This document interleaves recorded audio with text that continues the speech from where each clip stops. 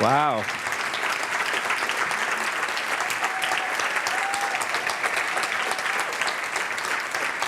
Please, don't stop. Just kidding. I'm really happy to be here today. Thank you so much for that gracious introduction. You're too kind. And I was 30 a long time ago. I think that was an old bio, but yeah, I'm in my 40s now, so in case you're wondering. Before I get into it, though, I wanted to, in a good way, I brought my hand drum with me, and I wanted to sing a song to bring spirit into the room. We're all here today in a good way to put our hearts and our minds and our spirits together and do something positive for our kids in the future. And so, in the tradition of my people, I'll share a song. The song I want to share is actually a youth song, because who was out marching for climate strike? Yeah? Y'all went on strike? Right on. My fist's up to you. That's good. It's pretty incredible this last week. 7 million people led by children, going out there into the streets and marching. And so the song I'll open up with today will be the song of the Haida Gwaii youth. I learned this song a while back, and then I'll get into my presentation. Is that okay? Okay.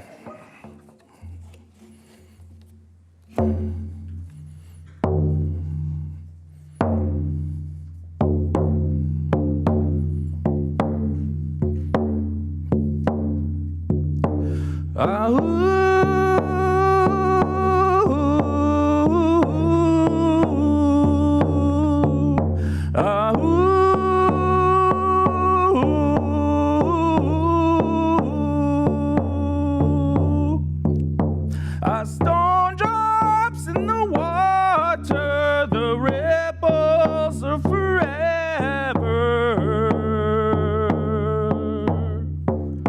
I'll carry you always in my heart, in my heart.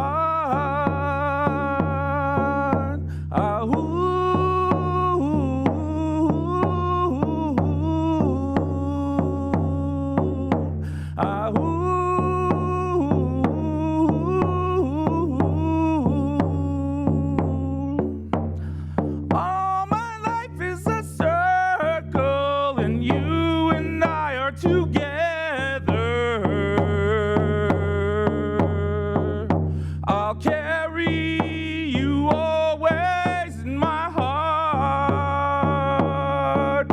A stone drops in the water, the ripples, they're forever.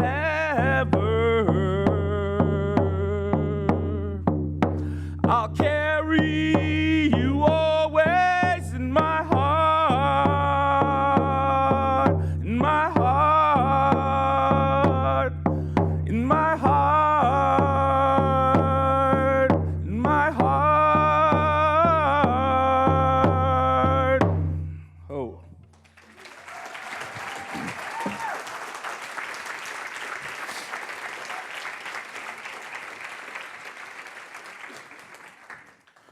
So, bonjour, danse, zonge benesi nene, tishnakas kenutotem. As mentioned, my English name is Clay. I'm a Cree man from Pugadawagan Cree Nation, Treaty 6 territory in the settler colonial state of Canada. And I'm really happy to be here. I've been coming here to the UK for, many reasons over the last decade, namely to call out the fossil fuel company BP and Shell, to call out some of the banks that are heavily invested in the Canadian tar sands and its associated pipeline infrastructure. And I wanted to give a big shout out to UK social movements. You've really been pulling your weight, and doing a good job in the global fight for climate justice. I want to, in a good way, thank the Museum Association for inviting me to be a part of this annual general meeting and to bring forward a very important message and challenge to this community. Do you ever ponder why corporations and banks, do you ever ponder why they provide corporate sponsorship to our education, cultural, and artistic institutions? Are they really good neighbors? Do they do these schemes because they are socially responsible corporate citizens? It seems like everywhere you look these days, there they are, sponsoring our Indigenous award shows, our schools, and even our powwows, our cultural gatherings back home.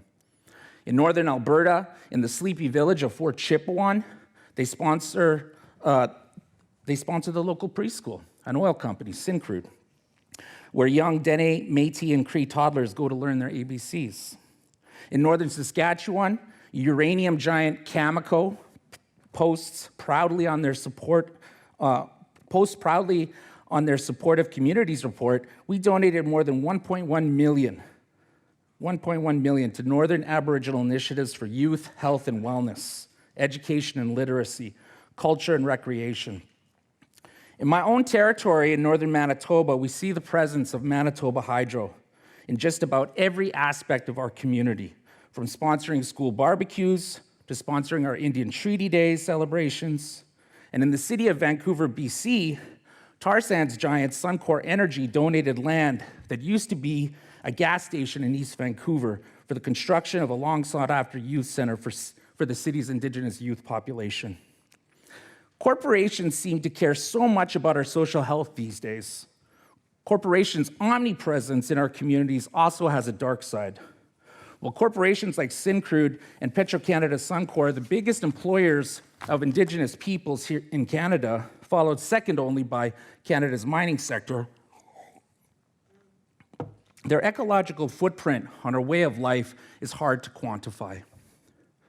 However, their active lobby on Parliament Hill against our collective rights and title to our lands and waters is hard to miss, especially when they're often portrayed in the halls of power of our Parliament as an equal voice in the governance of Indigenous affairs, as a stakeholder, which of course is a gross distortion of power.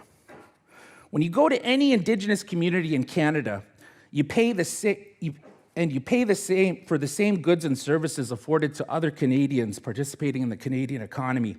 You'll find that across the board, First Nations, Métis, and Inuit are paying much higher costs. This is especially acute in the area of energy, water, and food security, where in Canada's northern communities, food and energy poverty is rampant. Rampant.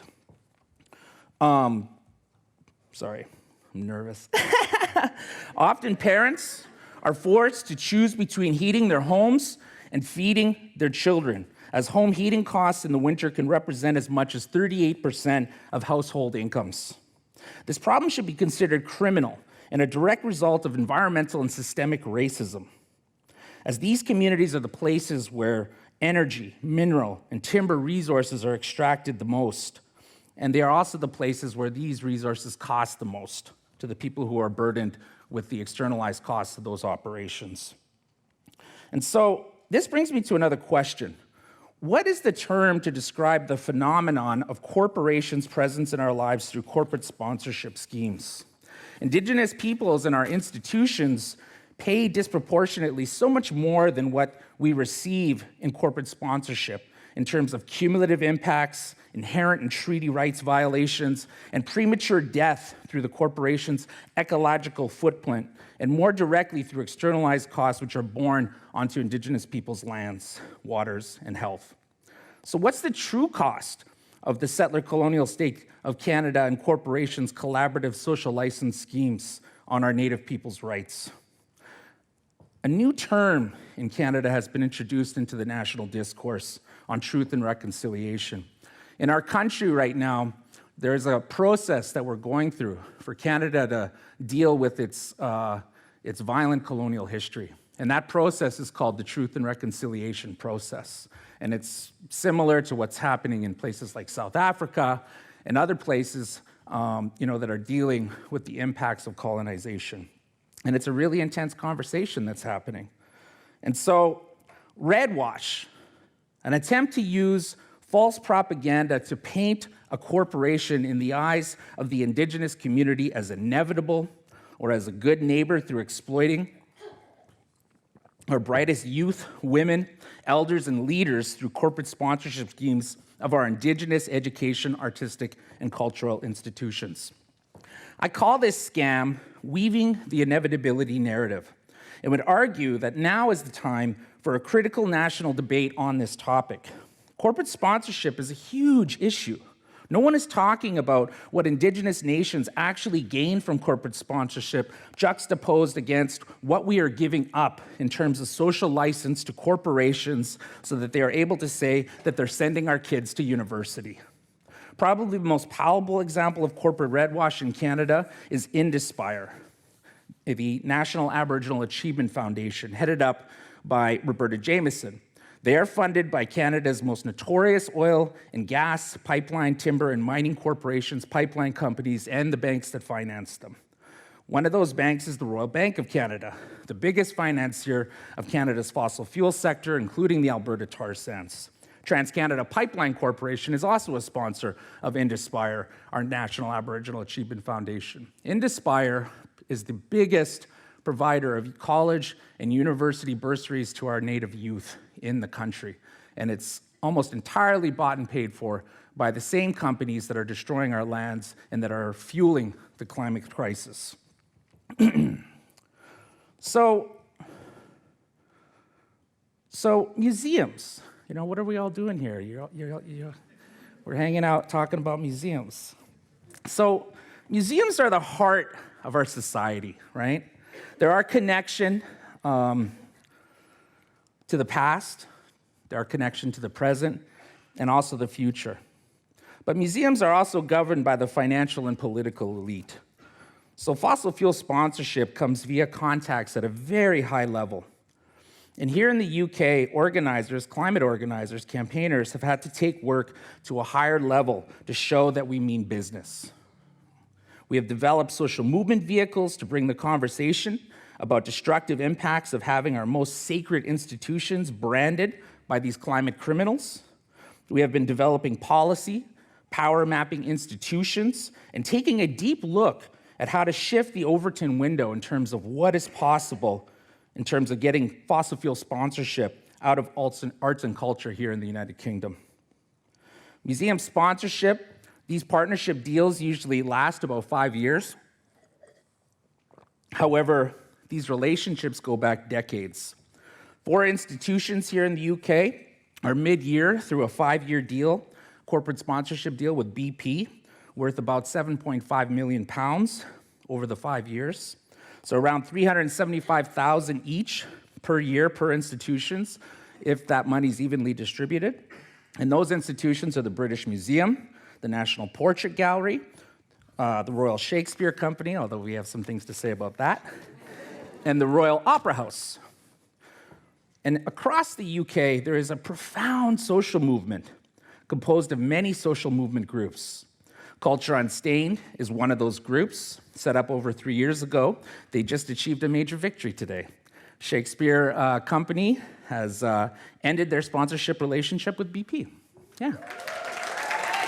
Freaking awesome. And I think probably the most compelling thing about the termination of Shakespeare's relationship with BP is that they said that they did it because kids were writing them, children, okay? The kids were writing them and saying, we don't want to get involved with Shakespeare because you're in bed with this climate criminal, BP. And so the theater company actually said that. They said, look, this whole sponsorship thing crossed a red line because children are actually telling us that they didn't want to, come be a part of the theater. And so they terminated the relationship. And I think there's something very significant about this because, in North America, Turtle Island, where I live, when we look at, social movement history, we look at the civil rights movement, for example. I'm often when I do public speaking, I talk about how climate change is the civil rights issue of my generation, right? And when we look back at the history of organizing, like Dr. Martin Luther King or Malcolm X, it wasn't until the children came out onto the front lines during, sweeping civil disobedience across the United States. It wasn't until the kids came out and started marching at the front of the marches that society shifted, the Overton window shifted, what was possible shifted. And that's why it's so significant that 7 million people marched, that striked for climate and solidarity, yes, with Greta, but with, people all across the planet fighting, to end the era of fossil fuels, fighting to respond meaningfully to the climate emergency that so many governments are declaring, and the children are now coming out. And so this is a very significant moment that we're living in. And so, you know, So Tate dropped BP. Edinburgh International Festival dropped BP. However, BP renewed their sponsorship deals with the institutions that I mentioned, except for Shakespeare now, of course, who ended the relationship with them today. But I guess the message that I'm coming here with to all of you is that reputational damage is real when you're in bed with climate criminals like BP. You know, and Mark Rylance's resignation demonstrated this, as did the 7 million people who marched this last week across Mother Earth. BP is still holding assets in the tar sands. BP still operates 2 refineries that are processing tar sands crude. That's the Toledo, Ohio refinery and the Whiting, Indiana refinery, which provides fuel to the Chicago O'Hare Airport, one of the biggest airports in the United States. And, you know, I guess for myself, coming here, you know, it's been an incredible thing, the solidarity between social movements in the United Kingdom and social movements, you know, in Canada. The role of banks, of multinationals like Shell and BP, that they continue to play in the expansion of the Alberta tar sands is undeniable. And we need your help, you know. We need your help at every step and turn of the way forward. And I think that museums, you know, being the beating heart of society, you know, that doorway to the past, to the present, to the future, you know, we can't allow, you know, these climate criminals to be branding these institutions anymore. I mean, museum sponsorship by fossil fuel companies is heading in the direction that, you know, tobacco sponsorship is heading in. You know, it's become toxic, it is a liability. We don't want to be associated with these institutions who knowingly suppress climate data for decades. And many of you might have seen the campaign that my organization 350 has been launching against Exxon. Search the hashtag ExxonKnew. But the fact is that, you know, society is moving on, and we need everyone to pull up their socks and help us out. And so my challenge to all of you, you know, is to talk to your elected officials, to talk to the boards of your institutions, you know, to hold debates on the true cost to our society of having fossil fuel companies fund our cultural institutions. The end of the era of fossil fuels is here, and these companies knowingly suppressed, campaigned against the science of climate change, and they're going to be held account. And so I wanted to talk a little bit about the tar sands, though, just before we jump into some question and answers. So the tar sands is the largest industrial project in the history of mankind. They've moved more earth in Canada's tar sands than the Suez Canal, the Great Wall of China, the pyramids of Giza, and the 10 largest hydroelectric dams combined, okay? Every day in Canada's tar sands, they move enough earth to fill the Toronto Sky Dome, okay? And there is a network of toxic waste tailings ponds that cover a landmass the size of 284 square kilometers. If one of these tailings ponds were to burst, it would foul a third of Canada's freshwater resources. And so in the midst of all of this madness, our Prime Minister bought a pipeline. Days later, he declared a climate emergency, okay? And so Canada right now is rife with contradictions. Our government, you know, continues to be in the pocket of big oil, and, you know, we have had to diversify our strategy, you know, so we're taking it to the government, we're taking it to the streets, we're taking it to the companies, and we're taking it to the banks that are financing these companies. And yeah, and we need your help to do it. So I guess that's 20 minutes?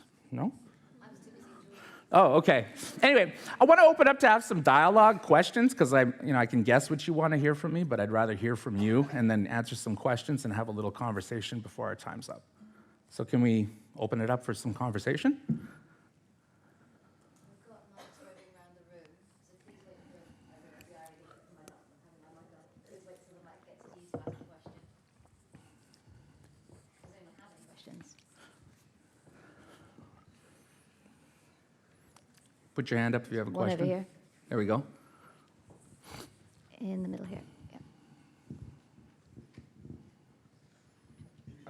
Hello, can you tell us about the feather in your hand? Oh, yeah. This is an eagle feather. It was given to me by movement leader Ellen Gabriel, who comes from the community of Kanesatake. It's a Mohawk community. The eagle feather is, I carry this when I do public presentations because I get nervous, so it gives me strength and, helps me get up and speak from the heart. But yeah, the eagle feather has a lot of teachings, a lot of, complex things, but essentially, it's a sacred item, it's a spiritual item used for prayer, and the path on the eagle feather represents your path through life, and there's lots of little ends that you can, that are dead ends. So even though it looks like a short path, it's very long when you have every individual piece spread out. So yeah, it represents lifeways.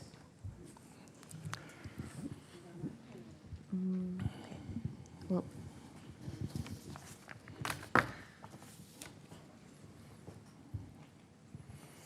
was there a question further back, or are we going to go for this one here at the front? Go for the one at the back, and we'll come to you next, yeah? If there wasn't one, please go ahead.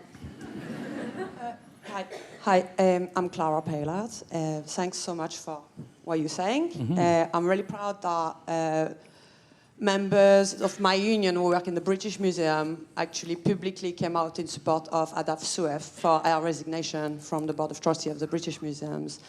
And I was wondering if you could elaborate maybe a little bit about the conflict of interest that you've already briefly mentioned. Mm-hmm. But for example, when Tate was sponsored by BP, mm-hmm. the chair of the trustees at Tate mm-hmm. was Lord Brown, mm-hmm. former CEO of BP, mm-hmm. and then moved on to Quadrilla, the fracking company. Yeah. Or in the British Museum, we've seen that the BP sponsorship have offered them opportunity to mingle with champagne and canapes with, mm-hmm. for example, the Mexican ambassador mm-hmm. at the time where BP was bidding for oil field in Mexico. Mm-hmm. And I think the list is quite long, and I'm wondering if you've got maybe other example of how those companies use the cultural sponsorship to actually hide some international lobbying activities. Yeah, again, I mentioned it in my talk. I mean, there's no real nice way to say it. I mean, it's kind of bougie, the whole museum scene, especially when you get to the trustee level. These are powerful people in powerful positions, and they hang out with a lot of oil company CEOs, and, included in that circle are circles of government influence, policymakers, direct access. And, I think the bougie schmoozing stuff that happens in the museum scene is very much part of setting up these kind of opportunities for lobbying for the advancement of the expansion of the fossil fuel regime across the planet. In this place, here in England, all of the global finance for big oil, at the end of the day goes right to London Square Mile. So the role that the United Kingdom continues to play in, big oil continuing to exist, even in the era of climate crisis, continues to be very significant. I mentioned the group Culture Unsustained. If you check them out on Twitter and follow them, go to their website, there's a lot of really good data on there. About, that you can check out, and ways to get plugged in to social movements here that are trying to, encourage all of you, in the museum community, to compel you to get off of the fossil fuel sponsorship. There's lots of really cool stuff going down, so lots of interesting ways to plug in. Another question? There's one over here. Good hand-putting up skills. Everyone observe these hand-putting up skills. Okay. Hello, Devin Turner from GEM, Group for Education in Museums here. And I'm just curious about, you're speaking about how museums can reconsider their funding options and go with more ethical choices, but coming specifically from a museum education aspect, if you have any words of advice for those of us who are in museum education about what we can do to educate the next generation and current generations about making ethical choices. Yeah. Well, I think the young people are doing that themselves right now, I think there's been a really interesting, I know back home, we've been involved in a very intense election campaign. Our government goes to election later this month. So Justin Trudeau's on the hot seat right now. But we've been supporting, a youth-led campaign to establish a Green New Deal in Canada, which is really a conversation about the complete restructuring and revisioning of our economy. My friend Adrienne Marie Brown, she's an author and a badass trainer. She quoted, I think she was a science fiction author, Octavia Butler, used to say that activists are the greatest science fiction writers ever because we're always having to think up, a better world, right? A world without fossil fuel companies, without war. So I think that, part of the responsibility of people working on the education side of things is, keep doing what you're doing, but, take into consideration the fact that these companies are straight up gangsters. They're straight up mafia, They are actively denying climate science, 97%. So focus on the science, but don't lose sight of the human rights dimension to the conversation around climate change. Because as my what was your name again? Subhadra. Yeah, as she mentioned, there's a very significant neo-colonial discourse within the conversation around climate change. And I think that as we dream up the economies of the future, it gives us a really amazing opportunity and space, especially with young people, to talk about decolonialism, to talk about what is anti-racism, what does it mean to organize in an anti-oppression framework, and I think that there's a lot of different popular education materials out there that the Movement for Climate Justice have produced that you can draw from for resources for young people that you're working with in museums. But I think the movement of the future is very intersectional in design. We're thinking about all of these dimensions and gender as well as we build the biggest social movement in human history, to deal with the climate emergency. So I think there's a lot there that you can grasp onto, but I think the main thing, though, is don't lose sight of the human rights dimension to these pieces. Yeah. While the mic in the is front moving, here? yeah, very good. Could I intervene just momentarily, speaking as a curator on that one? And I mean this with the best of intentions. But when curators come to people who work in museum education departments, if they happen to be different departments in the museum you're working in, please, museum educators, don't tell curators you don't want to use words like racist and colonialist, because that's what the words genocide. are, and that's what and genocide. Yeah. Those are the words. Those are the things that happened. Don't tell us that people don't want to hear about it. We're really doing our level best to get those stories out there. We need your help to do it. Yeah, and just to piggyback off of that, you actually struck a really good chord, and I can't not, to the educator who's asking for what they should educate about, the big C. People in the United States have a really hard time when you bring up the big C. Does anybody know what the big C is? Thank you. Yeah. I think a lot of people, they talk about the global climate crisis as the problem, when in actuality, the tar sands, pipelines, even climate change are symptoms of the actual problem. And the actual problem that we're dealing with is hyper-individualized consumer culture, right? That's the problem, capitalism, all right? And we got to get comfortable talking about that stuff. And I think that from what I see coming from young people today, they're very comfortable talking about capitalism and about how it's destroying Mother Earth. And I think that we need to encourage those conversations, especially with youth. So, next question. Could I get some more water? Of course. Sorry. I'll come back to you. Go ahead. I was just really curious. I think so.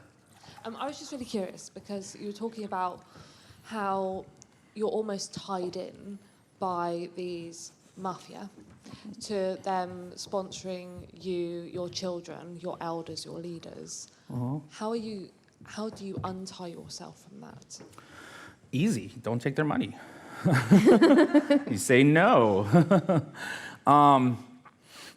The era of liability in terms of climate denialism is upon us.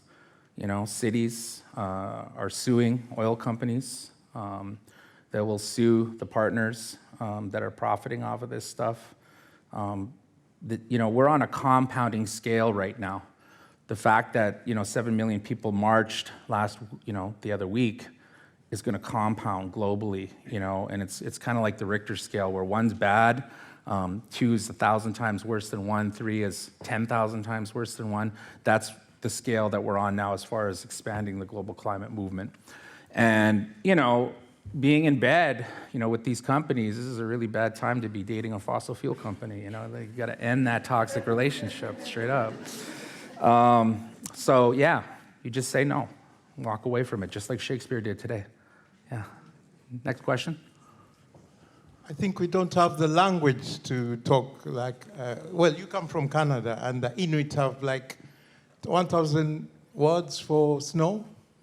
And we don't have the language because we talk about neocolonialism, we talk about decolonizing, we talk about declassifying and all these, but still we haven't touched the language that we want. I was going to ask you a question about the plastic industry, where they had a conference like this. All the plastic companies came for a conference, and then they never talked about stopping manufacturing the plastic, but they did talk about sustainable use of plastic. So we won't get there anywhere, because they're talking about sustainability in a way that it is positive. What you're doing is positive.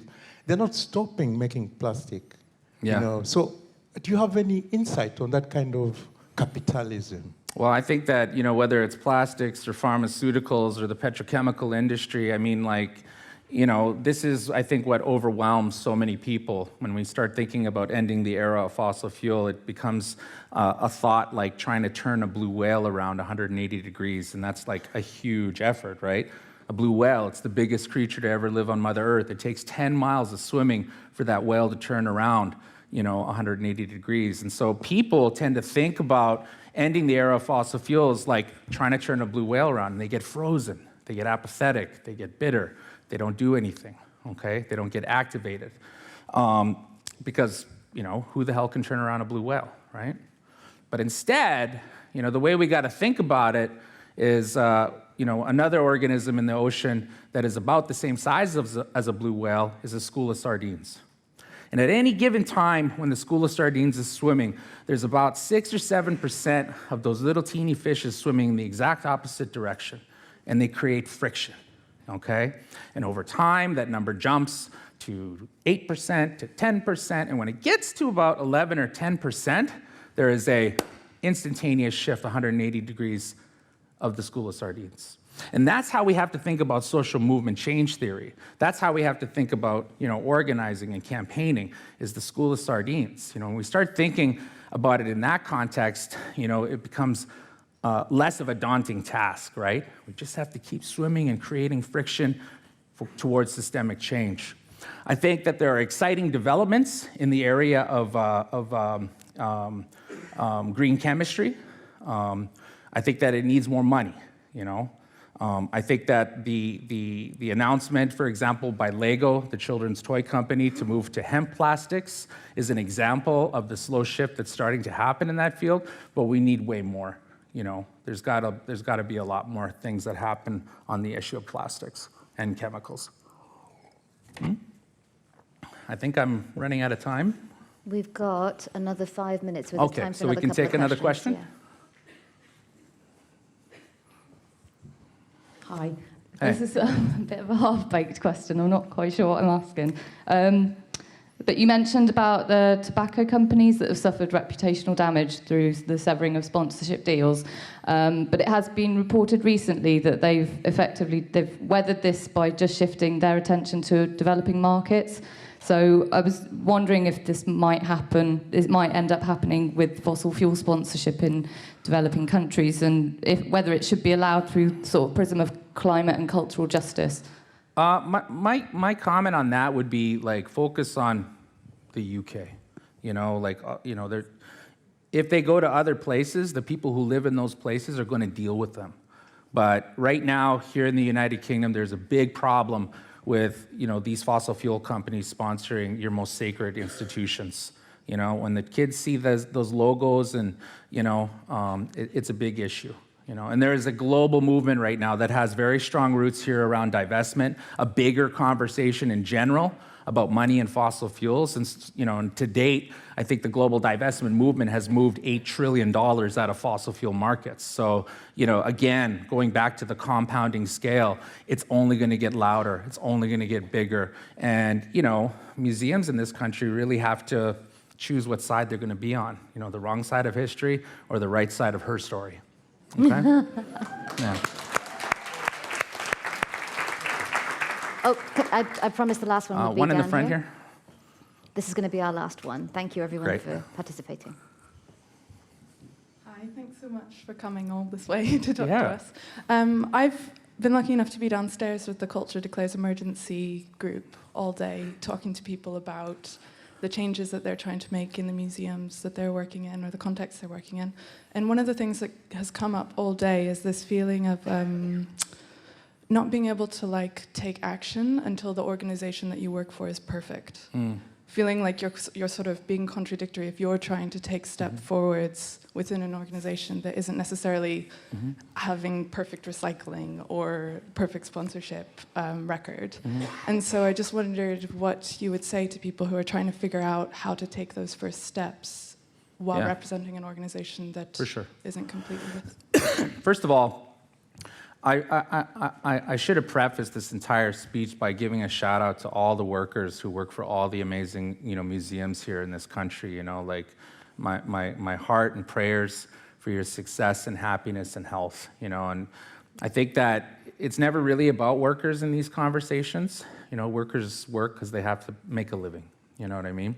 And I would also say that when we talk about conservation, I think, I'm a big fan of it. I'm a big fan, of people not flying and, changing their light bulbs to those good ones. They're not that good, actually, but, doing all those things that environmentalists do, I think it's really important. But I also feel that, again, if we talk about climate change as a symptom of the problem, which is capitalism, even in the solutions area, there's a lot of false solutions out there, and human beings have been duped into believing that your individual footprint is somehow gonna, change the global climate crisis, and that's just not the case.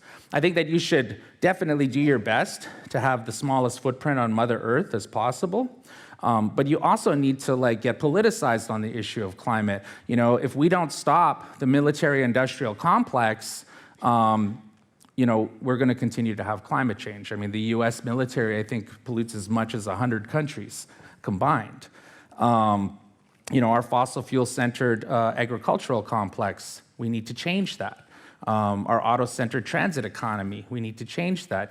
Bunker ships. I mean, these big transport ships that are going across the planet, one ship across the ocean is equivalent to 50,000 automobiles on the road for 1 year. Just one trip across the ocean, okay? So there are big systemic issues that collectively we need to build and empower and resource and amplify social movements towards shifting, okay? And I think that that's where, do your best in your life to, leave as little impact as possible on Mother Earth, make a relationship with the sacredness of the place where you live so that you care about it and you'll get out on the streets and defend it, okay?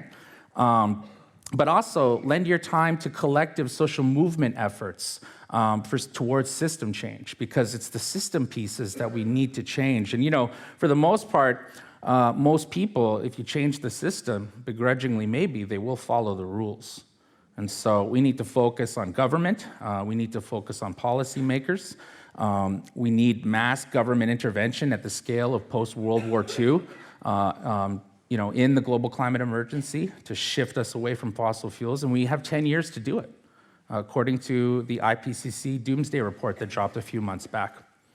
And so, that said, though, I think that there's a lot of exciting things that are happening. And whatever you do in your life, if you're getting involved in the movement for climate justice, I think a good lens to start, a good place to start is the action that you're taking localizing power in the interest of globalizing justice? And if the answer is yes, then you're probably on the right track. So anyway, that's the end of my time. I want to thank you. I want to thank the Museum Associations for inviting me here to be a guest. And I'll be hanging around for the next day or so. And so if you want to come talk to me, ask me any other questions, please do so out and about.